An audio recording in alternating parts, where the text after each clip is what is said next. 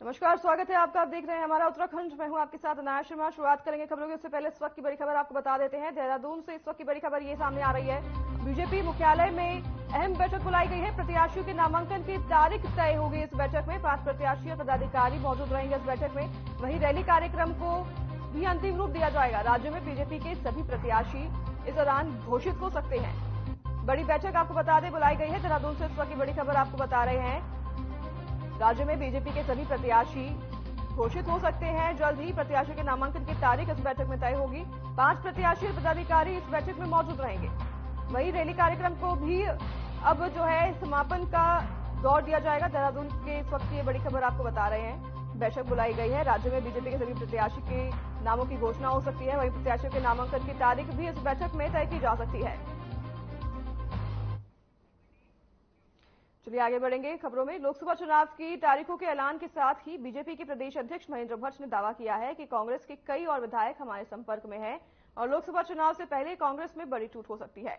आपको बता दें कि उन्होंने कहा कि प्रधानमंत्री नरेंद्र मोदी और मुख्यमंत्री पुष्कर सिंह धामी के विकास कार्यों से आमजन बहुत प्रभावित है। इसी वजह से कांग्रेस के विधायक नेताओं पर भारी दबाव है कि वह प्रधानमंत्री के विजन से खुद को जोड़े। यही कारण है कि पूरे देश में बड़ी संख्या में कांग्रेस के नेता और कार्यकर्ता बीजेपी में शामिल हो रहे हैं।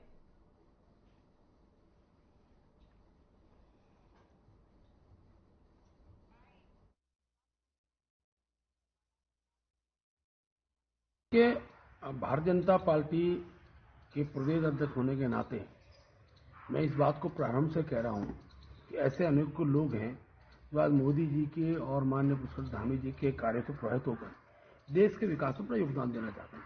और मुझे खुशी है कि मेरी विधानसभा, जहाँ का मैंने प्रतिनिधित्व किया और जिनसे मैं चुनाव हारा हूँ, एक बार मैंने हराया, इस बार उन्होंने हराया, आज उन्होंने भी भारतीय जनता पार्टी सत्ता ली है और ये क्रम लगातार आगे बनता रहेगा। बड़ी संख्या में दूसरे दलों के अनेकों ऐसे वर्तमान सिटिंग एमएलए भी हो सकते हैं, पूर्व विधायक हो सकते हैं। ये क्रम बढ़ता चला जाएगा और लोग मोदी जी के साथ, पुष्कर धामी से खड़े होने को तैयार है। आज ये भी खुशी की बात है कि पूरी जो लोकसभा है वो पूरी तरह कांग्रेस मुक्त हो चुकी है।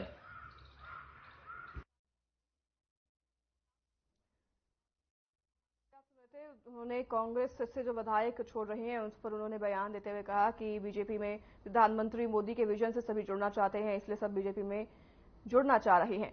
महेंद्र भट्ट ने यह भी दावा किया है कि इस बार सभी सीटों पर भारतीय जनता पार्टी जीतेगी और कांग्रेस के विधायकों पर भारी दबाव है विकास कार्यों से और बहुत खुश हैं आमजन, काफी प्रभावित है। इन्हीं सब को लेकर जो है सभी पार्टी को छोड़ रहे हैं और बीजेपी से जुड़ना चाह रहे हैं। उन्होंने ये दावा भी किया है कि इस बार बीजेपी सभी सीटों पर जीतेगी।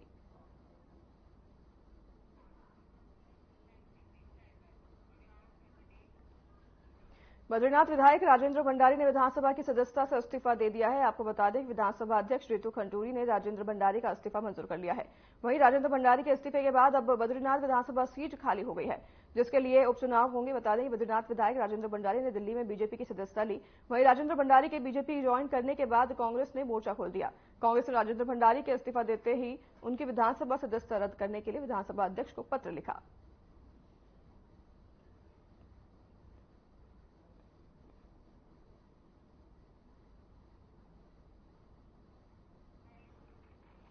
राजेंद्र भंडारी ने आपको बता दें अपने पद से इस्तीफा दे दिया है, पार्टी से इस्तीफा दे दिया है और इस्तीफे के बाद उन्होंने भारतीय जनता पार्टी का दामन थाम लिया है।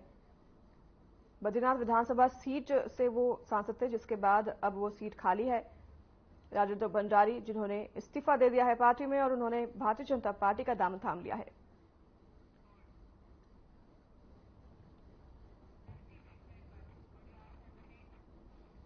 विकासनगर की कालसी थाना पुलिस ने एक चरस तस्कर को भारी मात्रा में चरस के साथ गिरफ्तार किया है। दरअसल मुखबिर की सूचना पर कालसी थाना पुलिस ने कोटी रोड पर एक चरस तस्कर को गिरफ्तार किया। तलाशी लेने पर तस्कर के पास भारी मात्रा में 2 किलो 60 ग्राम चरस बरामद हुई। बरामद चरस की कीमत अंतर्राष्ट्रीय बाजार में 2 लाख रुपए से अधिक आंकी जा रही है। पुलिस की पूछताछ में इस शातिर चरस तस्कर ने बताया कि नेपाली मूल के एक व्यक्ति से उसने ये चरस खरीदी है। वहीं पुलिस ने मामले की जांच शुरू कर दी है।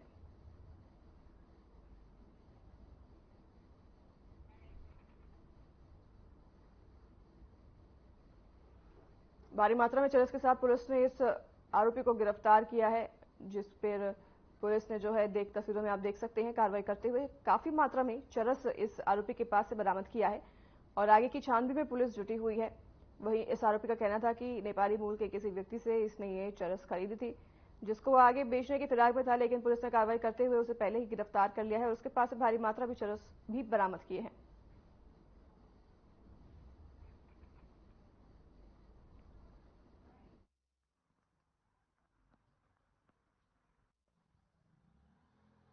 लोकसभा चुनाव के दृष्टिगत की जा रही चेकिंग के दौरान थाना कालसी पुलिस द्वारा कोठी रोड पे एक व्यक्ति भगत राम निवासी धारिया मलेखा को 1 किलो 60 ग्राम चरस के साथ गिरफ्तार किया गया है। गिरफ्तारी टीम में additional SI Veer Singh, constable Mohan व कांस्टेबल जसराम सम्मिलित थे। बरामद चरस की कीमत लगभग 2 लाख से कुछ अधिक है और इस प्रकार अभी उसे रिमांड के लिए प्रस्तुत किया जा रहा है। क्या कोई बड़ा गिरोह है? अभी तो इनिशियल तौर पे जो जानकारी आई है कि इसको किसी नेपाली द्वारा बेच के जो नेपाल जा रहा था उसको पैसे की आवश्यकता थी, तो उसके द्वारा ये लोकसभा चुनाव नजदीक आते ही जहां बीजेपी ने एक तरफ तैयारियां तेज कर ली है, तो वहीं दूसरी तरफ कांग्रेस पार्टी बीजेपी पर लगातार हमला कर रही है।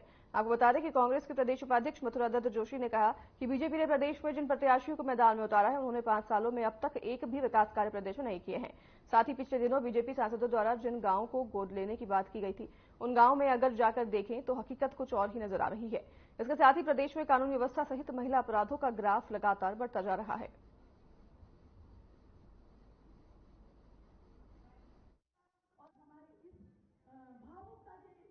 अच्छी पकड़ है। किस तरह से आप देखिए, भारतीय जनता पार्टी को पहले इस बात का जवाब देना पड़ेगा कि इनके सांसदों ने विगत 10 वर्षों में अपने क्षेत्र के लिए क्या काम किया, क्या उपलब्धि रही।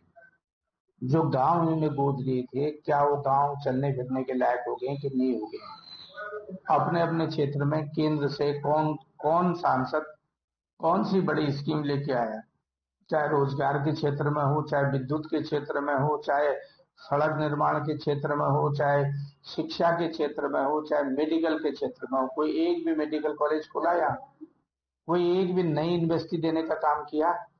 देखिए, मैं कांग्रेस के जो मुद्दे वो जनता पर लेके जाए, जनता का विश्वास भारतीय जनता पार्टी के प्रति है, उसका पूरा रुझान हम इस बीच देख रहे हैं। बड़ी संख्या में लोग हमसे जुड़ रहे हैं, मातृशक्ति का सम्मान मिल रहा है। हर मुद्दे जनता के बीच में जब जाते हैं तो जनता का तोल करती है, और वही कारण है कि आज हर मुद्दों में भारतीय जनता पार्टी विकास के मुद्दे को लेकर जनता के बीच में जा रही है। हमारे लाभप्रद है, कोई नेता न मिलेगा ना उनको स्थान मिलेगा। उत्तराखंड में लोकसभा की हॉट सीट माने जाने वाली हरिद्वार लोकसभा सीट पर जहां एक तरफ बीजेपी ने पूर्व मुख्यमंत्री त्रिवेंद्र सिंह रावत को टिकट दिया है, तो वहीं दूसरी तरफ मुख्य विपक्षी दल कांग्रेस पार्टी ने अभी तक हरिद्वार सीट पर सस्पेंस बरकरार रखा है।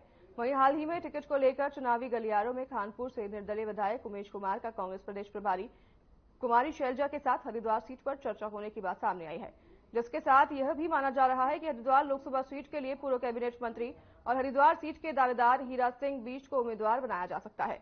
इस बात पर हीरा सिंह बीष्ट ने कहा कि हरिद्वार सीट पर मंथन बहुत ही गंभीरता से चल रहा है और जो हाईकमान कहेगा हम उसका पालन करेंगे।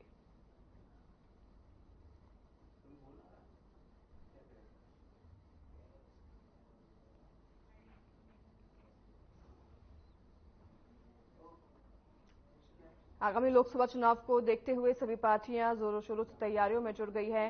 वहीं कांग्रेस भी अपनी तैयारियों में जुट गई है। शैलजा जो है और हरिद्वार सीट को लेकर फिलहाल अभी भी पेंच फंसा हुआ है, जहां पर काफी कयास भी लगाए जा रहे हैं। हालांकि शैलजा हीरा सिंह बीष्ट के नाम पर कयास लगाए जा रहे हैं।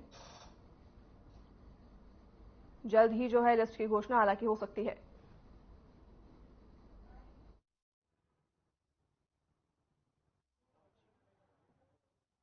हरिद्वार पे मंथन बड़ी गंभीरता से चल रहा है और जो हाईकमान तय करेगा उस पर हम लोग करेंगे। हमने उसमें ज्यादा वो नहीं किया। जो चुनाव जीत सकता है, जो टक्कर दे सकता है, जनता का जिस पर विश्वास हो, ऐसा कैंडिडेट हमको दिया जाए। कौन आ रहा जा रहा उसमें आरोप नहीं लगना चाह रहा। जो कांग्रेस में आया सबका स्वागत है।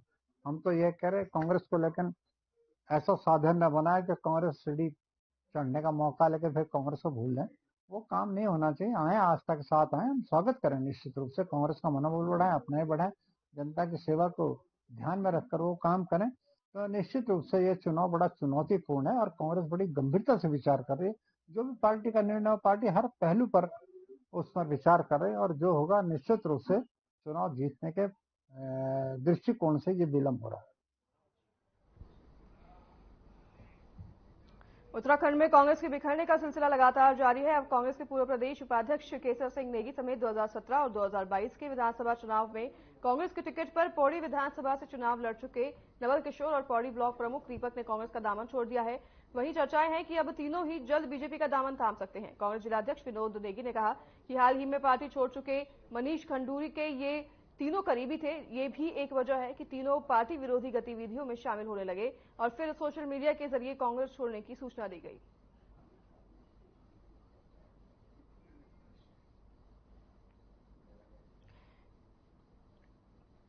आगामी चुनाव को देखते हुए पार्टियों की तैयारियां तेज हो गई है। वहीं कई लोग जो है पार्टी छोड़कर दूसरी पार्टी ज्वाइन कर रहे हैं।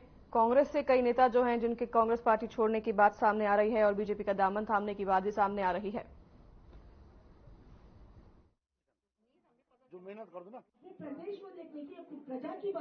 देखिए, सबसे पहले मैं आपको बता देना चाहता हूं कि भाजपा सरकार देश में एक भ्रष्ट सरकार का जो काम कर रही है, ये लोग आज ये बता देना चाहते हैं कि हम जो 400 सीटें पार करेंगे।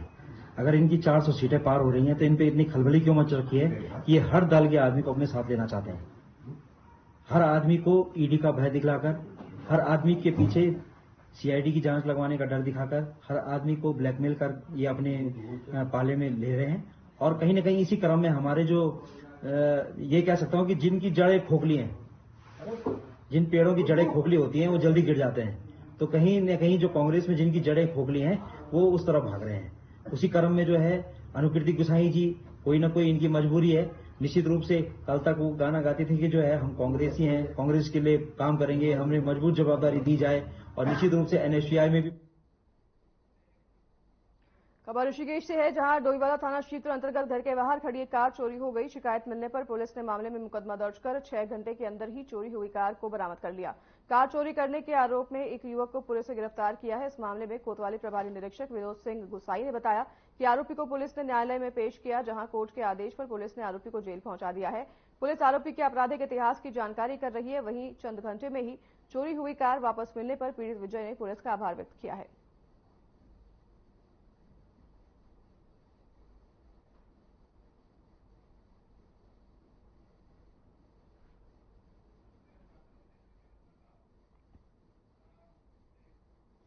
पंजाब के बाद उधम सिंह नगर अब नशे का गढ़ बनता जा रहा है, जिसका नतीजा है कि अब जनपद में नशे की खेती का ग्राफ बढ़ता जा रहा है। आपको बता दें कि जनपद की पुलिस को एक बार फिर नशे के खिलाफ बड़ी सफलता हाथ लगी है। पुलिस ने दिनेशपुर क्षेत्र में एक खेत में अवैध अफीम की खेती पकड़ी है।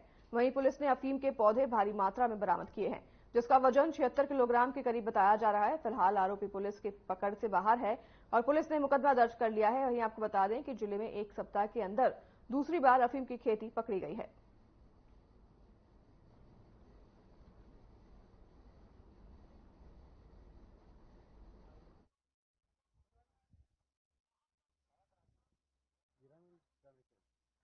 इसमें क्योंकि आगामी लोकसभा चुनाव के दृष्टिगत ऑलरेडी जो है नशीले पदार्थों की तस्करी और नशीले पदार्थों पर पुलिस ऑलरेडी चेकिंग और सघन कार्रवाई इसमें कर रही है।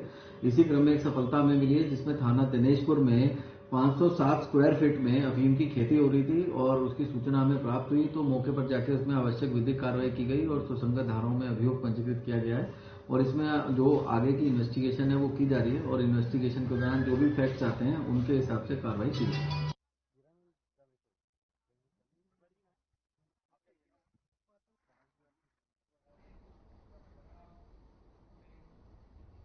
खबर जनपद उधम सिंह नगर के जसपुर कोतवाली क्षेत्र अंतर्गत कासमपुर मोड़ के पास की है, जहां एक टेंट हाउस में अज्ञात कारणों के चलते आग लग गई, जिसकी सूचना दमकल विभाग को दी गई। दमकल विभाग ने कड़ी मशक्कत के बाद आग पर काबू पाया, लेकिन आग लगने से लाखों का सामान जलकर राख हो गया है। वहीं गोदाम भी बुरी तरह से क्षतिग्रस्त हो गया है। गनीमत यह रही कि किसी प्रकार की जानहानि नहीं हुई। वहीं अनुमान यह है कि शॉर्ट सर्किट की वजह से आग लगी है।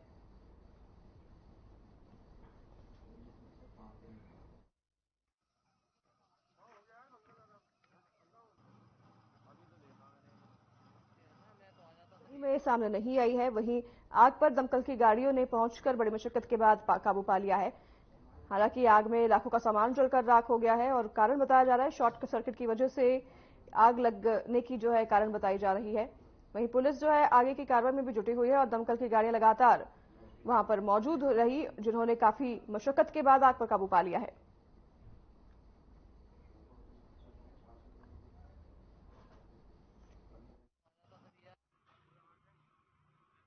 तो ये हमारे टेंट हाउस में आग लगी थी, लेकिन अभी ये मालूम चल पा रहा है कि किस कारण से आग लगी। लेकिन क्योंकि टेंट हाउस पूरा गोदाम पूरा बंद था, तो शंका यही है कि शॉर्ट सर्किट के द्वारा ही आग लगी होगी। इस समय गर्मी भी ज्यादा है, तो शॉर्ट सर्किट हो सकता है कि हम ये आइडिया लगा रहे हैं, लेकिन अभी जांच के बाद आगे बताया जाएगा। फिर हमारे 8-9 कर्मचारी लगे हुए थे और चारों तरफ से उन्होंने बहुत मेहनत करी है, बहुत मेहनत में लगे रहे। और ये तो सब आप भी जान रहे थे, आप भी देख ही रहे थे, सभी कर्मचारियों ने बहुत मेहनत से आग को काबू किया। दमकल विभाग की यहाँ पर 2 गाड़ी लगी है, एक छोटी मिनी हाई प्रेशर और उत्तराखंड की सांस्कृतिक नगरी अल्मोड़ा की बैठकी होली सालों पुरानी है। इस होली में आपको कई शास्त्रीय संगीतों पर आधारित होली गीत सुनने को मिलेंगे, पर पुरुषों की बैठकी होली के अलावा अल्मोड़ा शहर में महिलाओं की होली की भी धूम रहती है। महिलाओं की टोली घर घर जाकर होली के गीतों का गायन करती है, जिसमें बैठकी होली, खड़ी होली, होली नृत्य और स्वांग प्रस्तुत किए जाते हैं। इन महिलाओं के समूह में करीब 10 लोग रहते हैं। वहीं महिला कल्याण संस्था की अध्यक्ष रीता दुर्गपाल ने बताया कि 34 सालों से महिला होली का आयोजन किया जा रहा है।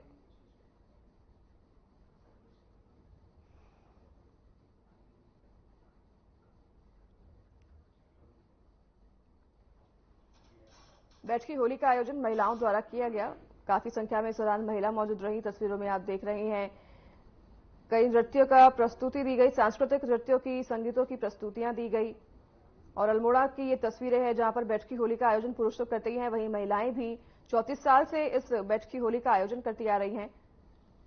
और महिलाओं की टोली इस दौरान जो है देखी जा रही है बैठकी होली में, जिसमें उन्होंने गायन किया, सांस्कृतिक गायन किया, प्रदर्शन किया, प्रस्तुतियां दी, सांस्कृतिक प्रस्तुतियां दी।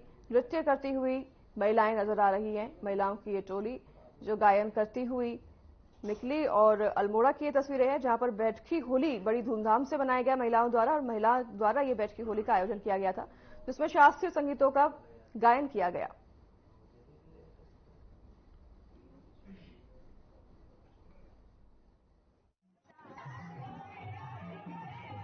जैसा कि आप सभी जानते हैं, उत्तराखंड की होली, विशेषकर कुमाऊं की होली बहुत ही प्रसिद्ध है, क्योंकि महिलाओं का उत्साह जो होता है वो कुमाऊं में देखने लायक होता है।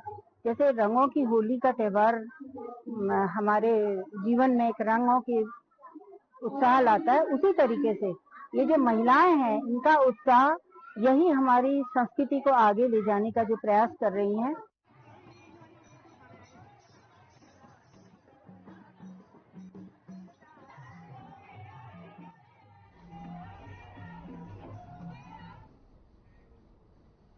नैनीताल लोकसभा सीट से बीजेपी के सांसद प्रत्याशी अजय भट्ट ने अपने चुनाव कार्यालय का हजारों कार्यकर्ताओं के साथ स्वागत किया। वहीं इस मौके पर उन्होंने पीएम मोदी की तारीफ करते हुए कहा कि आज जिस प्रकार से नरेंद्र मोदी की पूरे संसार में जय जयकार हो रही है और उनके मार्गदर्शन पर 2024 का लोकसभा चुनाव भी लड़ा जा रहा है, उससे ये साफ होता है कि दोबारा प्रधानमंत्री हमारे नरेंद्र मोदी ही होंगे।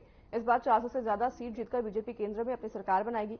वहीं कांग्रेस की सीट को लेकर उन्होंने कहा कि अभी तक नैनीताल सीट से कांग्रेस ने कोई भी उम्मीदवार की घोषणा नहीं की है। इससे ये साफ हो जाता है कि कांग्रेस के पास बीजेपी के सामने खड़ा करने के लिए कोई भी प्रत्याशी दिखाई नहीं पड़ रहा है।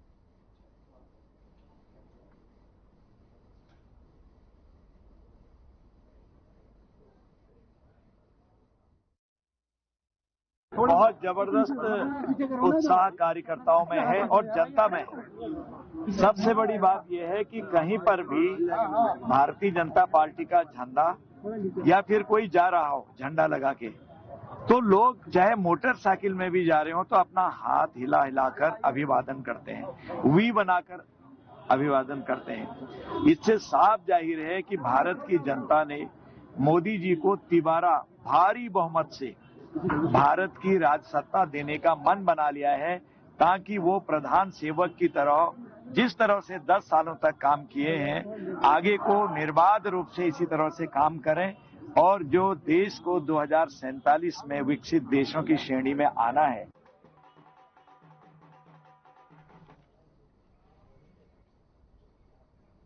लोकसभा चुनाव की घोषणा के बाद से प्रशासन सक्रिय हो गया है। आदर्श आचार संहिता लागू होने के साथ ही सार्वजनिक स्थानों पर लगे राजनीतिक दलों के बैनर और पोस्टर हटाने का काम शुरू हो गया है।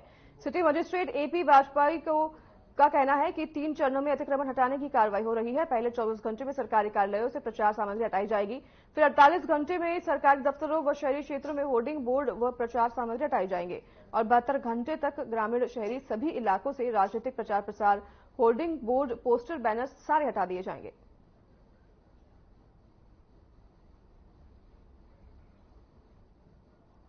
आचार संहिता लग चुकी है। आपको बता दें कि चुनाव की तारीखों की घोषणा होते ही आचार संहिता लग चुकी है और ऐसे में सभी बोर्डिंग्स जो है हटाए जा रहे हैं। सभी राजनीतिक पार्टियों के बोर्डिंग्स और होर्डिंग्स रास्तों से हटाए जा रहे हैं, उनके ऑफिसों से हटाए जा रहे हैं और इसको देखते हुए कार्रवाई लगातार जारी है। आचार संहिता लगने के बाद सारे होर्डिंग बोर्ड्स सहित सभी प्रचार सामग्री जो है वो हटाई जा रही है कमीशन द्वारा और लोकसभा चुनाव के ऐलान के बाद से आपको बता दें आचार संहिता लग चुकी है, जिसके तहत सभी बोर्डिंग्स और प्रचार सामग्री जो है जो सभी राजनीतिक पार्टियों की वो रास्ते से हटाए जा रही हैं।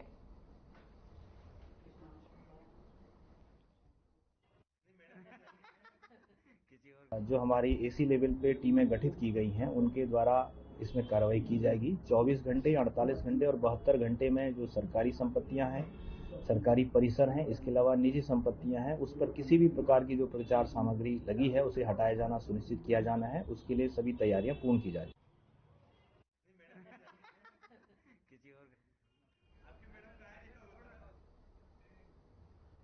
द हिमाद्री फाउंडेशन और एम्स ने मिलकर ब्लड बैग को जयराम आश्रम से एम्स परिसर तक ड्रोन के माध्यम से पहुंचाने का सफल ट्रायल किया है।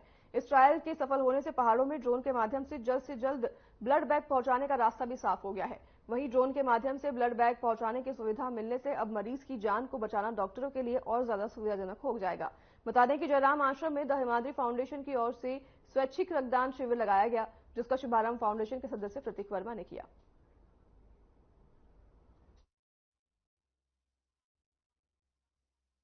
सर, मेरा नाम प्रतीक है, मैं सीनियर पायलट हूँ, सीनियर ड्रोन पायलट। ये यहाँ पे क्या ट्रायल का रखा गया था, क्या कार्य? सर, यह जो ट्रायल था आज, ये हमने एम्स ऋषिकेश से जयराम आश्रम जो है, जयराम आश्रम से हमने यहाँ पे ब्लड भेजा है एम्स ऋषिकेश पे। 70 ml के 2 पैकेट थे, होप इतना ही होगा। जो हमने फार्मेसी आए थे, फार्मेसी ने रखे हैं वहाँ पे, और जो यहाँ से जो ड्रोन है वो ड्रोन के अंदर ब्लड बाकायदा रख के और हमने यहाँ से एम्स ऋषिकेश भेजा गया है। देख सकते हैं कि आज के टाइम में ट्रैफिक बहुत ज्यादा हो गया है। तो फिलहाल इस बुलेटिन में हमारे साथ बस इतना ही। नमस्कार।